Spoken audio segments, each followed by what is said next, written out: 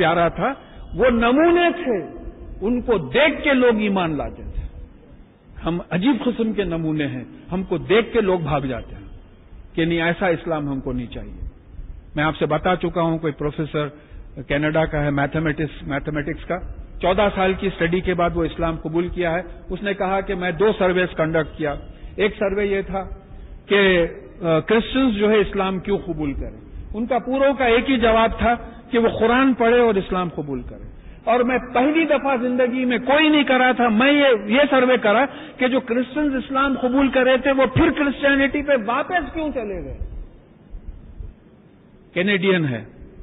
تو اس نے کہا پوروں کا ایک ہی جواب تھا, مسلمانوں کی وجہ سے. جب ہم اسلام کو اتنا اچھا سمجھے قرآن پڑھ کے اسلام میں داخل ہوئے, تو جب مسلمانوں سے ہمارا انٹریکشن ہوا تو بولے بھائی ایسے برے لوگ نہیں ہیں, بولے ختم ہو گئی بات. تو پھر یہ ہم کو نمونہ بن کے جو ہے بات کو پہنچانا چاہیے.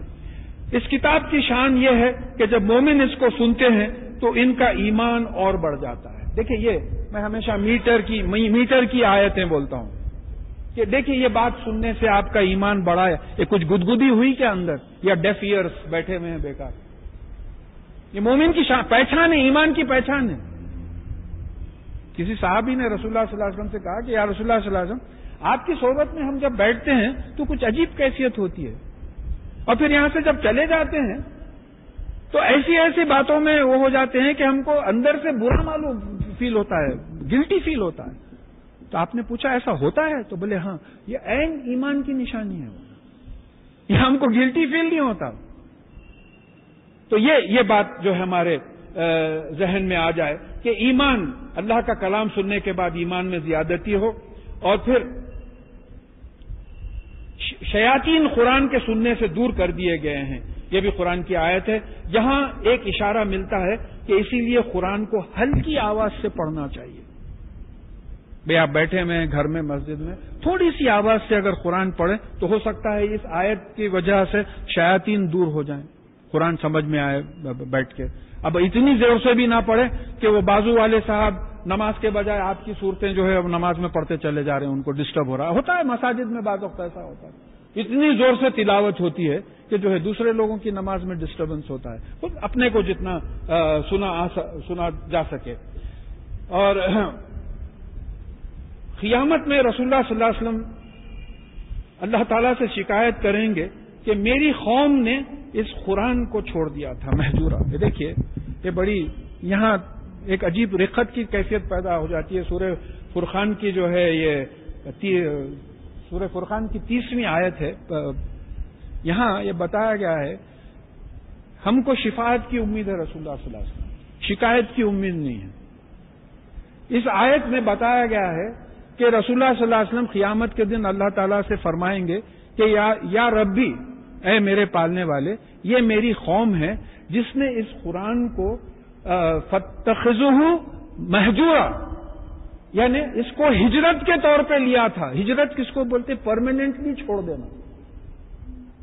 یہ گلا کریں گے رسول اللہ صلی اللہ علیہ وسلم قیامت میں, یہ میری قوم ہے جس نے قرآن کو پرماننٹلی چھوڑ دیا تھا. یہی قوم ہے, یہ پرماننٹلی چھوڑ دیا. دیکھیں, ایک دو چیزیں ہوتی ہیں. آپ کسی سفر پہ جاتے, ایک 3 دن کے واسطے جاتے, واپس آ جاتے. ہجرت جب کرتے تو واپس نہیں ہوتے آپ. بھئی سیدھی سی بات ہے, مسنون بھی ہے وہ. رسول اللہ صلی اللہ علیہ وسلم جب ہجرت کرے مکہ معظمہ سے مدینہ منورہ, تو پھر فتح مکہ کے بعد پھر مدینہ منورہ واپس چلے گئے. جتنے صحابی ہجرت کرے تھے واپس چلے گئے. تو ہجرت کا مطلب یہ ہے کہ کسی چیز کو پرماننٹلی چھوڑ دینا. تو شفاعت کے بجائے رسول اللہ صلی اللہ علیہ وسلم شفاعت تو انشاءاللہ کریں گے, اس کے ساتھ ساتھ رسول اللہ صلی اللہ علیہ وسلم یہ شکایت کر رہے ہیں کہ یہ میری قوم ہے جو قرآن کو ہجرت کے طور پہ پرماننٹلی چھوڑ دی تھی, عمل ہی نہیں کرتی. صلی اللہ محفوظ رکھے ہم کو, ہمارے متعلقین کو. قرآن کو پڑھنے اور اس پہ عمل کرنے کا حکم بھی قرآن میں آ گیا. عمل کرنے کا بھی حکم ہے, پڑھنا اسی لیے, عمل کرنا ہے اسی لیے جو بات آئی ہے. پھر اور ساتھ ہی قرآن کو خاموشی سے سننے کا بھی حکم ہے. قرآن شروع کرنے سے پہلے اعوذ باللہ من الشیطان الرجیم پڑھنا ضروری ہے. سورہ نحل کی 98 آیت ہے, اس میں کہا گیا ہے کہ قرآن پڑھنے سے پہلے تم شیطان کی پناہ مانگ لو اللہ سے. اعوذ باللہ من الشیطان الرجیم پہلے پڑھنا ہے, پھر اس کے بعد میں بسم اللہ الرحمن الرحیم پڑھنا ہے. اقرا باسم ربک الذی خلق جو بات آئی ہے کہ تمہارے پالنے والے مالک کے نام سے پڑھنا شروع کرو، تو پالنے والے مالک کا نام اللہ ہے، تو بسم اللہ الرحمن الرحیم سے جو ہے پڑھنا ہے. اور یہ سورہ نمل کی جو ہے 30ویں آیت میں ایک قرآن کی آیت بھی گنی جاتی ہے. اب دیکھیے، اب جو بات ہم قرآن کی کر رہے ہیں، تلاوت قرآن سے کیا مطلب ہے؟ تلاوت کے لفظ کو قرآن نے خود سمجھا دیا ہے. وَالشَّمْسِ وَضُحَاهَا وَالْقَمَرِ إِذَا تَلَاهَا. جب سورج کی روشنی کی قسم، سورج کی قسم اور سورج کی روشنی کی قسم اور چاند کی قسم، جب سورج کی روشنی کو پلٹاتا ہے، ریفلیکٹ کرتا ہے، تے لام واو کا مادہ سے تلاہا ہے، تلاوت اسی سے ہے. اب میں جب یہ جو پڑھ رہا ہوں، روشنی پڑ رہی، ریفلیکشن ہو رہا بول کے میں پڑھ سک رہا ہوں. اگر روشنی نہیں پڑی تو نہیں پڑھ سکتا، ریفلیکشن نہیں ہوا تو میں نہیں پڑھ سکتا. کالے پیج پہ کالی انک سے لکھا تو میں نہیں پڑھ سکتا. تو تلاوت کا مطلب ریفلیکشن ہے. تو تلاوت قرآن کا مطلب کیا ہے؟ کہ قرآن ایسا پڑھو، ایسا سمجھو، اس پہ ایسا عمل کرو کہ قرآن ریفلیکٹ کرے کہ یہ اسلام میں ہے، یہ اسلام میں نہیں ہے. آپ کو دیکھ کے لوگ سمجھ جائیں نہیں صاحب، نہیں اسلام میں نہیں ہے. میرے دوست تھے، وہ نہیں، انہوں نہیں، کبھی نہیں کرتے انہوں ایسا. یہ ہے اسلام میں، انہوں کرتے برابر، 5 وقت نماز کو جاتے، 5 وقت نماز پڑھنا اسلام میں ہے. اور یہ مسنون ہے، یہ میرا اپنا اوپینین ہے، انالیسس نہیں ہے. کہ حضرت عائشہ رضی اللہ تعالیٰ عنہ سے رسول اللہ صلی اللہ علیہ وسلم کے انتقال کے بعد سوال کیا گیا، کوئی صحابی آیا پوچھے کہ رسول اللہ صلی اللہ علیہ وسلم کی زندگی کے کچھ حالات بتائیں آپ. تو آپ نے کہا تم نے قرآن نہیں پڑھا؟ خلقہ القرآن. ان کا بیہیویئر، ان کا کیریکٹر، ان کا کانڈکٹ قرآن تھا، چلتے پھرتے قرآن تھے. یہ نمونے تھے جو 1,25,000 جو ہے حج کو چلے گئے حجۃ الوداع میں. آج بھی اگر وہ پیدا ہو جائے نمونے تو وہی بات ہے. اس کے باوجود ایک اسٹیٹسٹکس ملتی ہے، 2 فگرز مجھے ملے کہ امریکہ میں the fastest growing religion is Islam. 25,000 Americans are getting converted every year. اس میں آپ تو 1 لاکھ کا فگر بول رہے ہیں. اور ڈسکوری چینل میں میں خود سن چکا ہوں، وہ جو کمنٹری ہو رہی تھی تو وہ سپٹمبر کے بعد وہ بتا رہی تھی کہ 35,000 Americans. آپ 1 لاکھ کا فگر بتا رہے ہیں.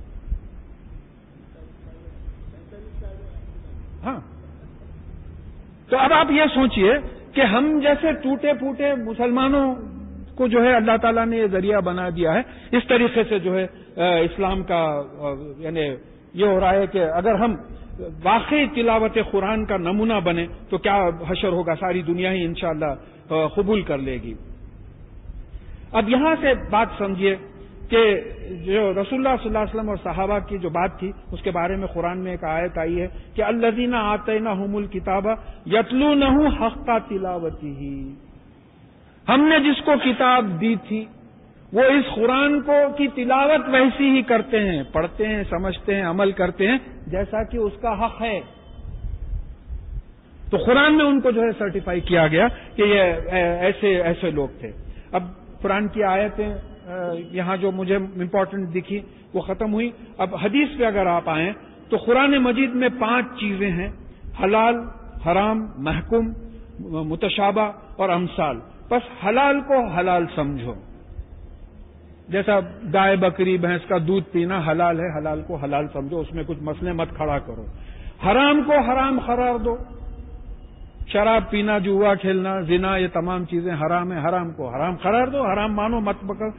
محکوم پر عمل کرو،